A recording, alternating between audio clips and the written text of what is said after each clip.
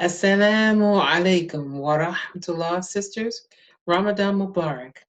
I'm here today with You Can Learn Quranic Arabic daily tip number one. This is part of our meeting together as we have been reading the Quran together in all Arabic. We've spoken before about one of the letters in the Arabic language, the Ain, and I wanted to revisit that with you today. It's a very special letter, and it's one of those that requires more effort in pronunciation and really does not have an English equivalent. However, we'll do our best to get through it so that we can continue to make progress on our journey for incorporating our Quranic Arabic into our lives, making our tajweed better, inshallah. So, firstly, what I'd like to do is just say a few words, pronounce a few words with this letter Ain in different positions with different vowels and with sukoon, so that we'll see what it's going to take in order for us to get this where we want it to be. I would say that the first thing that comes to my mind with this letter, and we consider it was called a guttural letter because it really does come down from deep and comes outside. It has a lot of usage of the throat as well.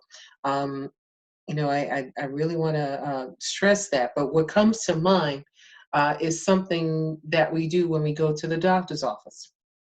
The doctor may use a tongue depressor and tells us to stick out our tongue and say, ah, ah. So that's the closest in our daily lives that we might come to actually producing that sound as a native English speaker. Ah. Okay. I know it looks silly, but if I have to look silly to make the point, I will do that as long as you get it. So I'm going to start with pronouncing a few words. Firstly, with this ayn with a fatha on it. Fatha. Okay. So the first letter we have here, or the first word we have here is alayka. Alayka. Ah, ah, ah, alayka. So repeat after me. Alayka. Alayka. So it's very important that we stress and differentiate this letter from the a. It is not alayka, but alayka. I gave an example once before about how when we don't make an emphasis on this ayn, it can actually change the meaning of the word. One of the most poignant examples of this point would be the difference between alim and alim. Alim and alim.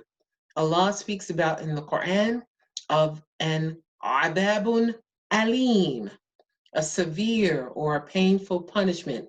Alim. So that's what alim is. If we say this word without really stressing the ayn, that's what we'll end up saying. We'll say alim instead of alim.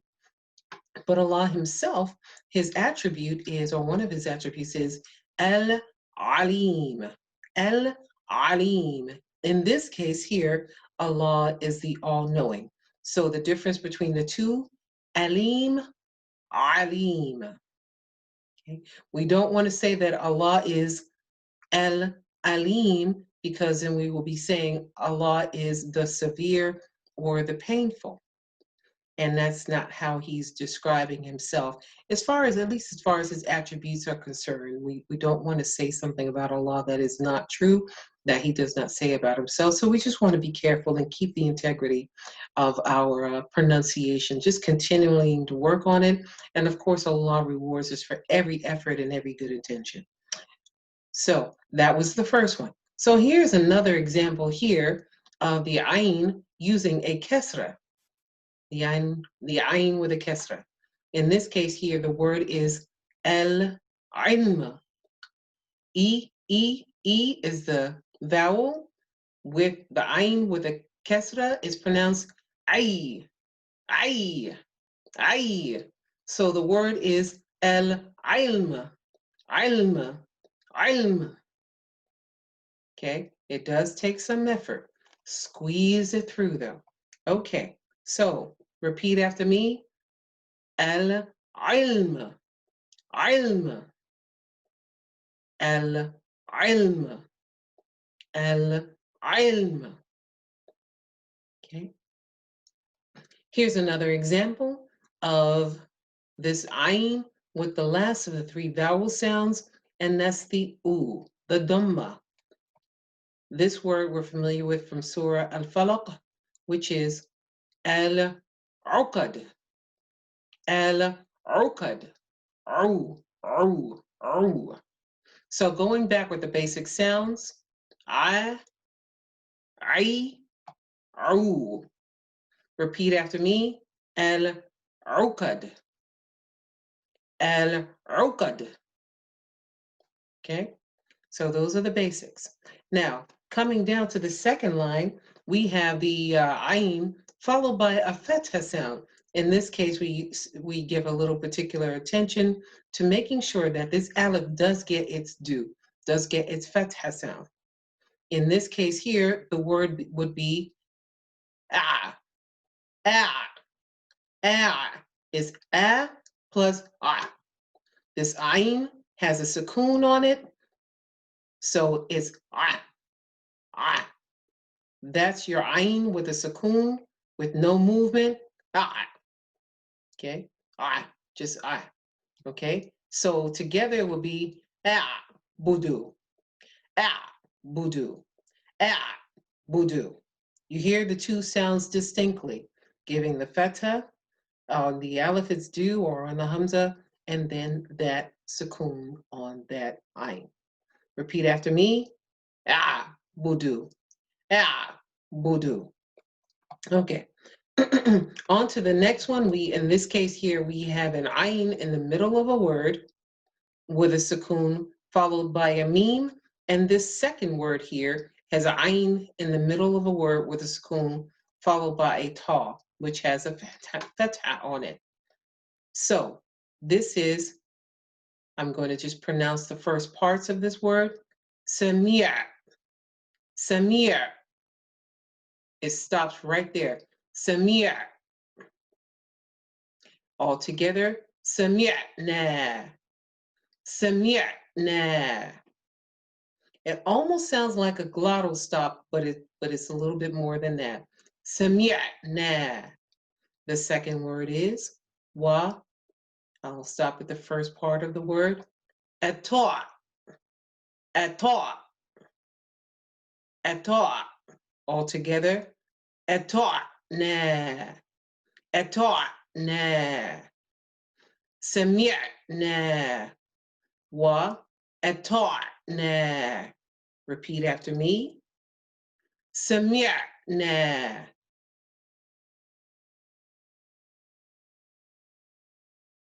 Wa. Ata'na. Ata'na. Alhamdulillah, very good, very good. All right, so the next example we have here is an ayn, what it would sound like if it had a shedda, meaning two ayn sounds. The first one with a sukoon and the second one carrying the vowel. In this case here, we have a del with a dhamma on it, followed by the first ayn, which has a sukoon. The second ayn carries the dhamma and is followed by an alif lam. So the first part of the word, yadur, yadur, yadur. Okay. The second part of the word is to bring the ayn through with its dhamma straight over to the lam. Ul, ul, ul. Yadur, ul. Yadur, ul. Repeat after me. Yadur, ul. Very good. Okay. So all together, يدعو اليتيم. يدعو اليتيم.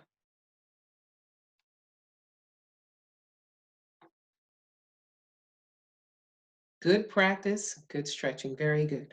All right, so the last of these is what would happen if we had an ayin that has a tanween followed by a wow sound, followed by a wow sound. In this case here, we have this word here, or the symbol here, which means that in recitation, we're going to continue from the end of this word to the beginning of this word, which would start with, which is just wow.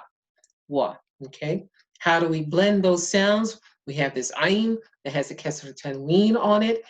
We drop the n of this in sound, drop the n part of the n sound. So, and then we blend it over to this wa. So it's almost like an ayin symbol with an I to represent your kesra, followed by a connected to the first W, because we see we have the Shedda here. Okay. Then we have the second W, or the second W sound, which carries the vowel, the wa, the wa. Okay, so the first part of the word is just Jew, Jew. Then by itself, this would be Ein, Ein, Ein. Dropping the N, carrying over to the wow, Ayu, Ayu. And then bringing forth the rest of it, Wa. So it's Ewa, Ewa. Jew, Ewa. Jew, Ewa, Ewa. Jew, Ewa. Okay, I'm making faces because I just want you to get the point. All right, so repeat after me. Jew, Ewa. Jew, Ewa. Okay, it sounds very similar to when you smell or taste something very distasteful and you say, "Ew, ew, I don't want to eat that. Ew." So we do have some familiarity with a concept of something displeasing that mimics the sound that we're looking to make. Ooh, so just do that. Ooh, ooh, ooh, and just put a little bit more girth to it. Jew, ooh, Jew, ooh. Alhamdulillah. So repeat that again. All right. Alhamdulillah. So just keep practicing, just keep practicing, keep stretching, and alhamdulillah, keep doing that vocal yoga that is what's called Qur'an. Alhamdulillah. Assalamu alaikum wa rahmatullah, and I hope to see you tomorrow.